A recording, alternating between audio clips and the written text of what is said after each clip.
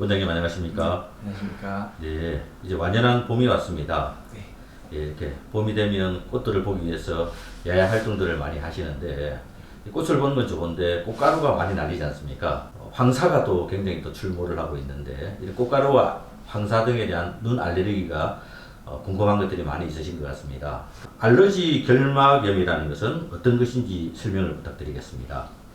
네, 몸에서 특정 항원에 노출되었을 때 면역 반응에 의해 결막에 염증이 생기는 반응입니다. 이때 특정 항원은 꽃가루, 동물의 털, 진먼지 진드기, 곰팡이 등이 해당됩니다.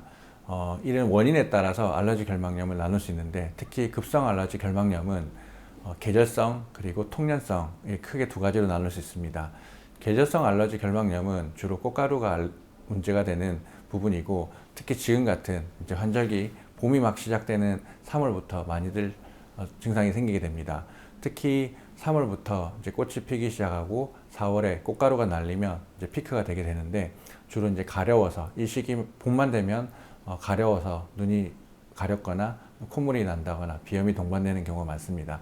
이런 알러지 결막염 중에서 특정 꽃가루와 관련된 거 그리고 또 풀 그리고 잡초와 관련돼서 가을, 봄, 가을에 많이 생길 수 있는 게 계절성 알러지 결막염입니다.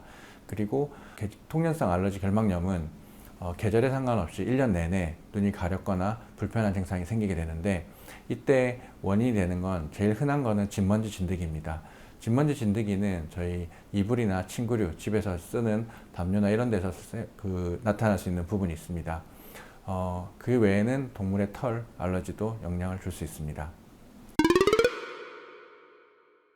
환절기에 발생하는 결막염 중 대표적인 두 가지는 알러지 결막염과 눈병, 즉 유행성 각결막염입니다. 눈병은 바이러스에서 올 수 있는 부분이라서 알러지 결막염과 차이가 있습니다. 두 가지 결막염 증상 모두 비슷한데요. 충혈, 가려움, 눈물, 눈곱 등이 일단 생길 수가 있습니다. 특히 알러지 결막염에서는 주된 증상이 가려움이고 눈병에서는 눈곱, 충혈 등이 좀 주된 증상입니다. 둘의 큰 차이점은 이제 남한테 옮기느냐, 나만 생기느냐 이 차이가 큰데 눈병 같은 경우에서는 바이러스로 생기는 부분이 크기 때문에 내 눈 한쪽에서 반대쪽으로 옮기는 경우도 많고 그래서 처음에 시작은 한쪽으로 시작해서 양쪽으로 번지는 경우가 많습니다.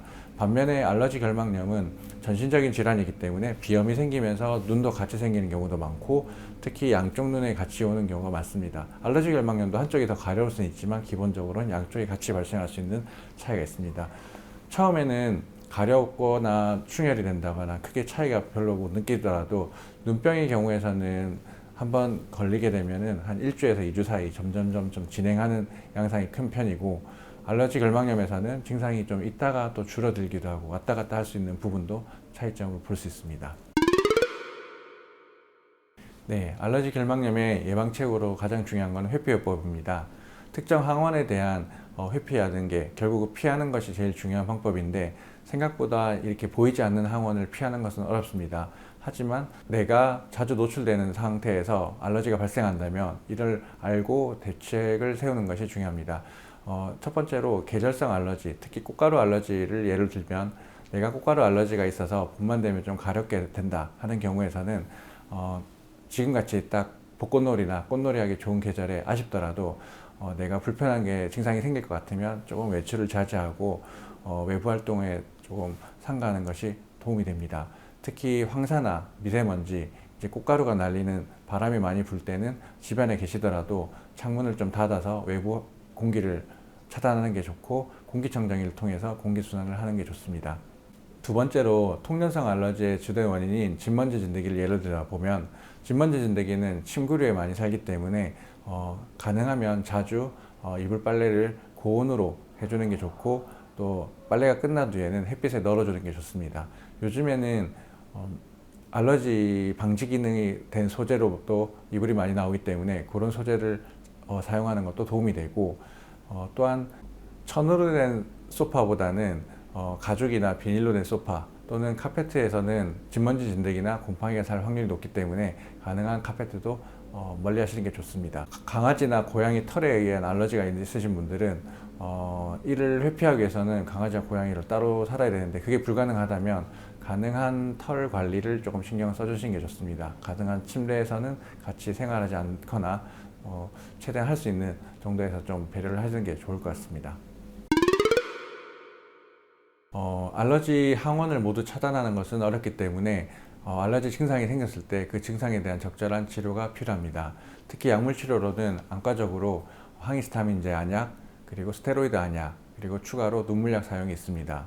첫 번째로 가려움을 해결해 줄 수 있는 제제로서는 항히스타민제가 있습니다. 항알러지약으로도 표현하는데 항히스타민제 안약을 써서 가려움을 우선 없애주고, 만약에 가려움이 심하다면 먹는 약을 같이 쓰기도 합니다. 하지만 이걸로도 증상이 심하거나 아니면은 염증 반응이 동반되어 있을 경우에는 스테로이드 안약을 사용하기도 합니다. 추가로 사용하게 되면 염증 반응을 줄여주는데, 알러지 반응도 결국은 염증 반응이 동반된 것이기 때문에 스테로이드 안약이 필요할 수 있습니다. 하지만 장기간 사용했을 때는 부작용이 생길 수 있기 때문에 가능한 증상이 심해지지 않을 때 항히스타민제를 써가지고 치료하는 게 더 도움이 될 수 있습니다.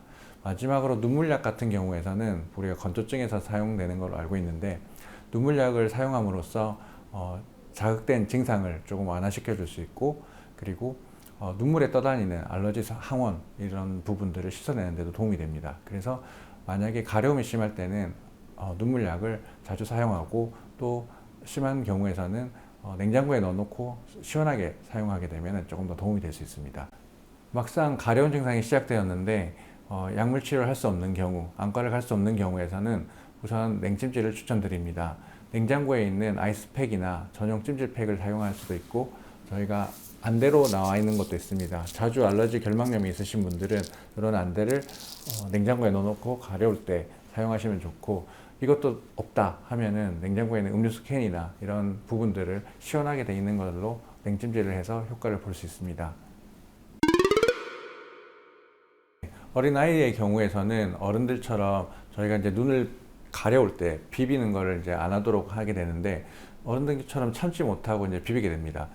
비비다 보면 일시적으로 이제 증상은 완화되기 때문에 한두 번 비비는데, 계속 비비다 보면 흰자가 붓거나 그 다음에 눈꺼풀이 붓는 경우가 생기게 됩니다.